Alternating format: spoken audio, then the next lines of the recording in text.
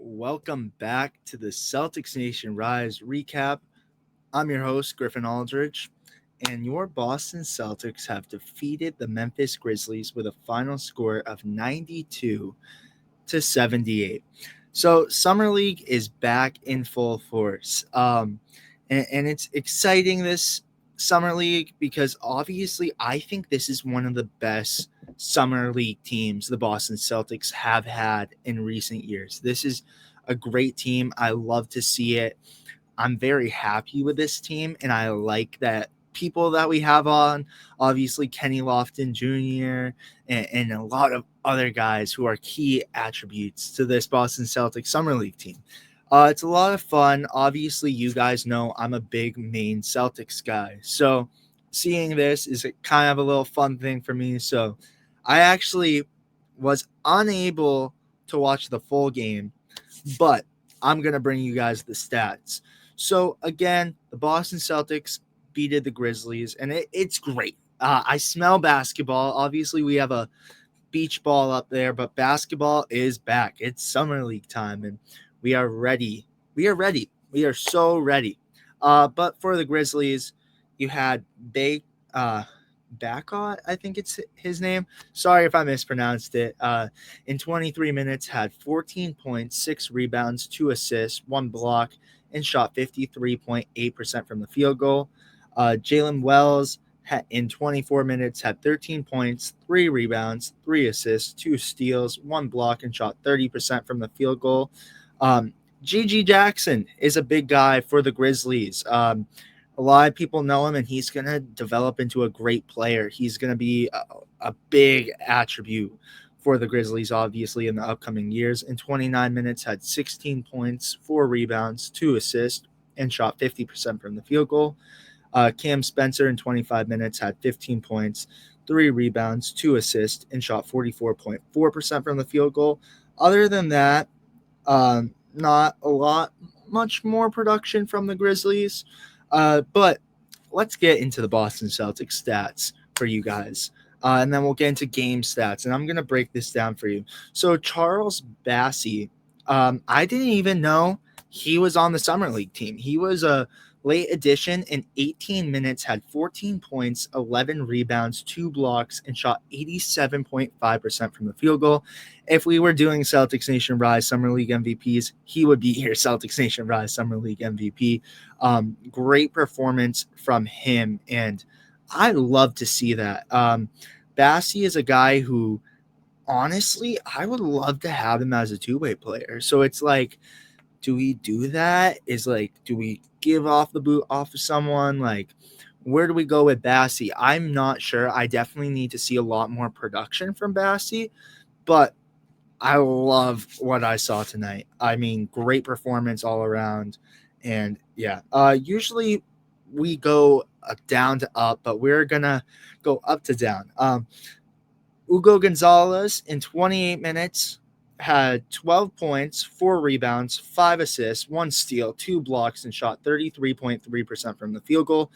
And I'm loving what I'm seeing. He's locked in. He's ready. He's going to be a piece where it might be shocking if he goes to the Maine Celtics. I mean, this is a guy who he's already giving you, 12 points, 4 rebounds, 5 assists, 1 steal, and 2 blocks. I mean, he's locked in. This might be a guy who has very limited time in the G League, obviously, just because, on the defensive side of the ball, he could give you a lot. And in a developing year for the Boston Celtics, this is a guy who might get a lot of time with the Boston Celtics this year. So don't be shocked if you see him getting a lot of minutes.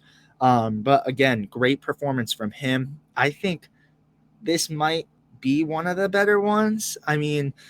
28 minutes, 12 points. They gave him a lot of run. But the guy I've been most excited to see, he was up there on stats, but his field goal percentage didn't look too well. Kenny Lofton Jr. in 18 minutes had 11 points, 9 rebounds, 2 assists, 1 block, and shot 12.5% from the field goal. So not a great shooting night from Lofton, but other than that, I like the 11 points, 9 rebounds, really close to a double-double. So I like to see that, but not a lot else from Lofton today. but I feel like he will progress as Summer League goes along. Jordan Walsh in 27 minutes had 17 points, 3 rebounds, 2 assists, and shot 50% from the field goal. I like this for Walsh. This is a guy who the last 2 years he's been able to kind of feel it out with the Boston Celtics. Now it's time for him to take charge and be a key piece on the bench for the Boston Celtics. And right now is his time. And 17 points in 27 minutes. I'm not mad about it. I'm not mad about that at all. Leading scorer for the Boston Celtics. So impressive. Shot 50%. I like it. I like to see it. Walsh balling out there. Walsh balling out there. As he should. Third year in the league for the Boston Celtics. So this is his time to shine. And 17 points, not mad about it. Max Shulga in 22 minutes had 5 points, 3 rebounds, 3 assists, 2 steals, 1 block, and shot 50% from the field goal. Not a bad performance from Shulga. Obviously, 57th pick, you can't expect a whole lot from him. He's the type of guy who's going to get a lot of time in the G League. So I'm not mad at this performance. 22 minutes, got a lot of run tonight. So I'm not mad at it. Baylor Shireman in 28 minutes had 8 points, 5 rebounds, 4 assists, and shot 14.3% from the field goal. Again, same category kind of as Kenny Lofton Jr. Obviously, a little bit better of a field goal percentage, but also 3 less points than him, a lot less rebounds. Baylor Shireman will turn it around. This is a guy who I think he already proved that he has a roster spot on the Boston Celtics.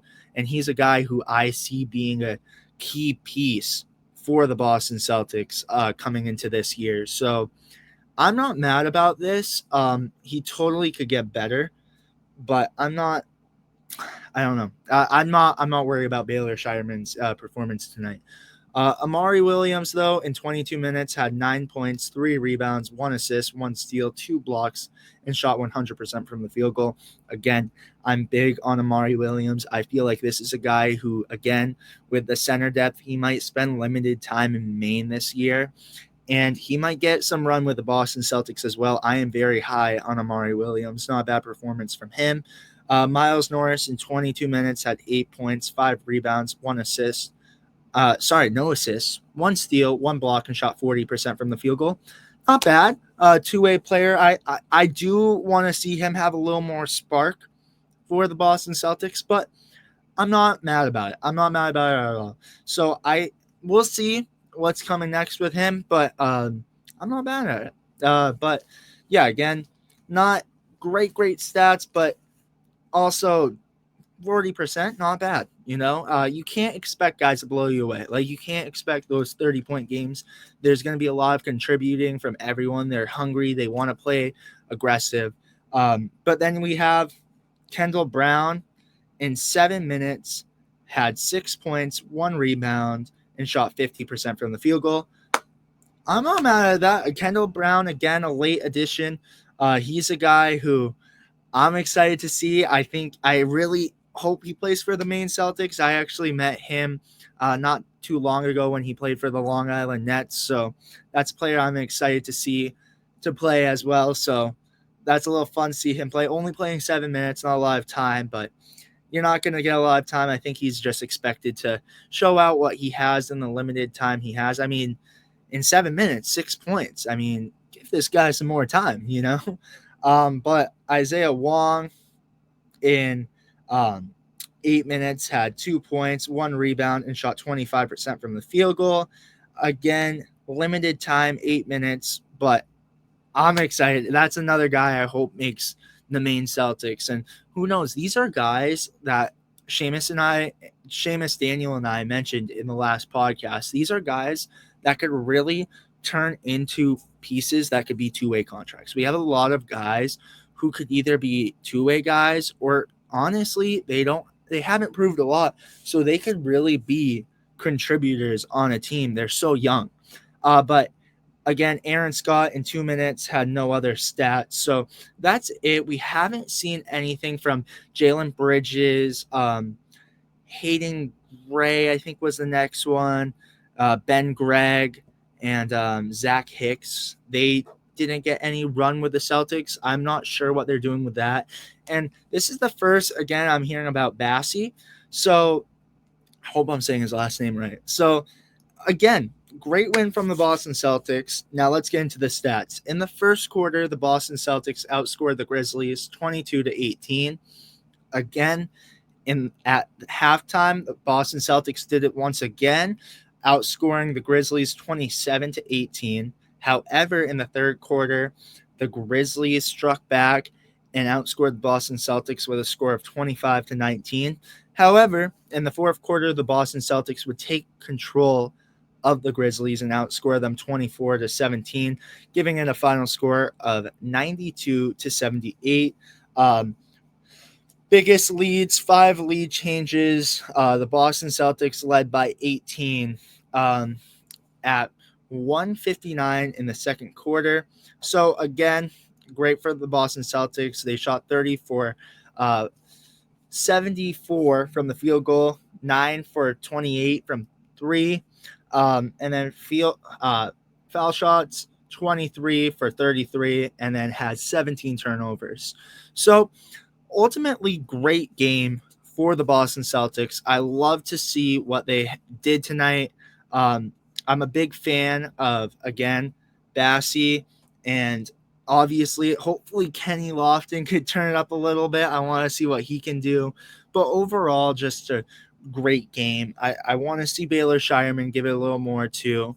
But that is going to be it, folks, for this game. Obviously, this was very sporadic. I didn't even plan to do a recap, but we're bringing recaps back for the Summer League. So no Celtics Nation Rise MVP. We will do that when the season comes back.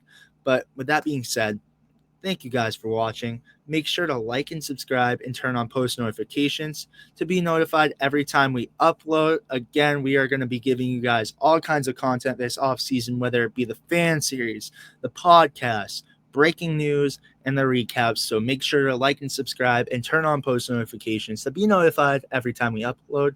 I will see you guys with the next one. Thank you guys again. Peace, guys.